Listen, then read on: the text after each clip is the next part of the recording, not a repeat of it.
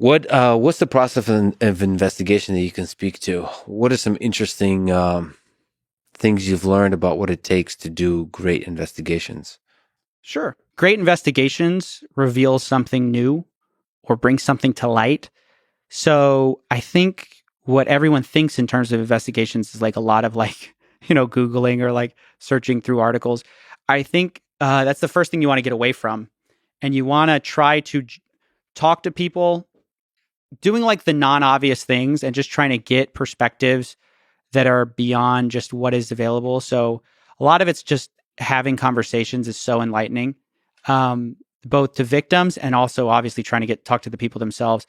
Secondly, there's sometimes some analysis you can generate that's meaningful, like blockchain evidence. Mhm. So in the case of SafeMoon, for example, going back to that, I found someone's secret account where they were pump and dumping coins. They were saying things like, "Who sold? I'm so mad at the guy who sold. F the guy who sold." And you look at his account, and he was the guy selling. Yeah. And it's like that's great stuff. So digging through the blockchain, I've gained some skills there, and that's kind of this fun. I guess I would say it's this weird edge I have for right now because a lot of people don't know too much about that. And so I have this weird expertise that works now. I don't think that'll work forever because I think people kind of figure out how to do very similar analyses. But so it's like kind of an interesting edge right now that I have. So that's like a data-driven investigation, but you also do interviews, right? Yeah, definitely. And then also recently I've tried to get more response. Speaking to your point about like as your platform gets bigger, you need more responsibility. I've tried to get much more responsible about like reaching out or somehow giving the subject some way to talk, because I think in early on I was such a small channel that if I asked them they wouldn't answer, but B, I kind of felt like I was launching these videos into the abyss. And when some of my videos had real traction, I was like, okay, hang on a second, let's double check this, let's triple check it, let's try to make sure all this stuff is correct and there's no other side of the story. I'll say this has interesting implications because, for example, I investigated this thing called Genesis. They're $1 billion crypto lender. And my conclusion was that they were insolvent. That's a huge accusation. So what do you do? Well, I emailed their press team, everybody. I said, hey, I think you're insolvent. I think you're this. I think I laid out all my accusations. And I said, you have till, I think, 2 p.m. the next day to respond. At 8 a.m., before I made my video, they announced to all their investors that they're freezing withdrawals. They don't have the money. So they I don't know if they saw I don't know if they actually saw that email. I don't want to take credit for collapsing them or whatever. But my point is, had I not taken that level of kind of care and just said, hey, you're a scammer, you're frauds. Ironically, could I have done more good by allowing people to withdraw their money early?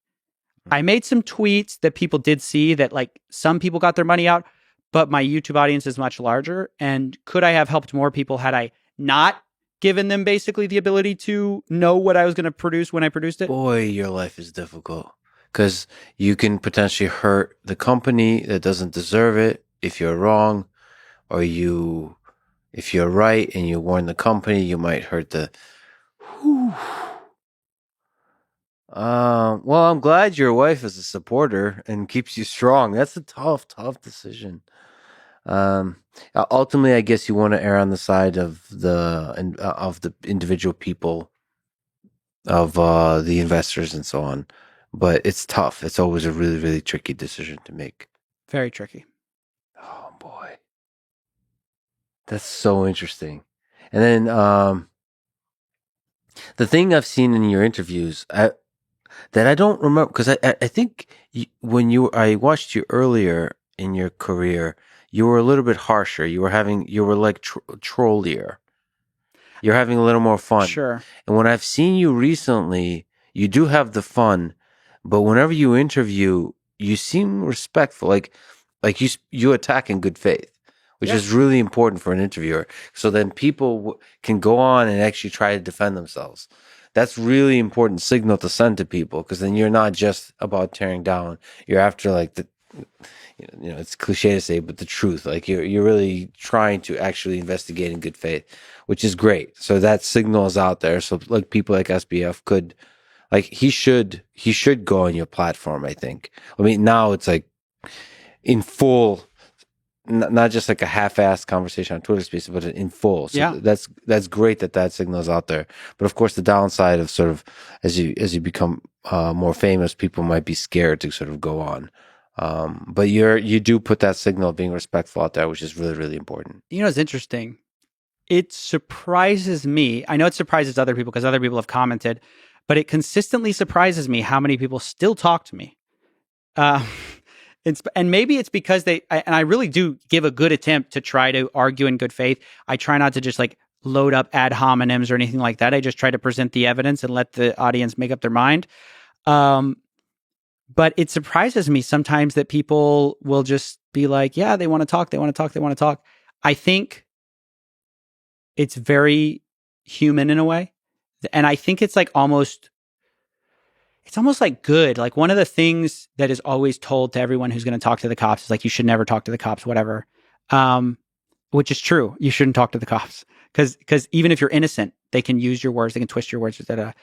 But there's something that gets lost in that like almost robotic, like, self-interest that I think having open conversations, even if you've done something wrong, I think there's something really compelling about that continues to make people talk in interrogation rooms, in Twitter spaces, wherever you are, regardless of whether you totally shouldn't be talking.